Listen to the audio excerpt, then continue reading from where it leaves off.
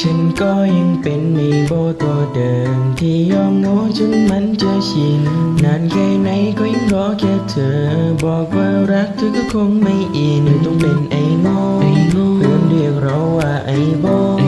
โดนหลอกจนแทบได้โลกพอตอนจบสุดท้ายเลยต้องเป็นไอ้โบเลยต้องเป็นไอ้โง่เพื่อนเรียกเราว่าไอ้โบ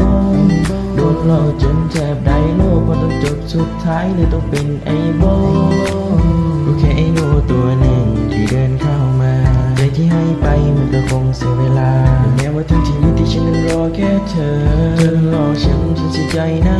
เธอถ้าฉันโง่ยอมงอเพราะใจยังโก้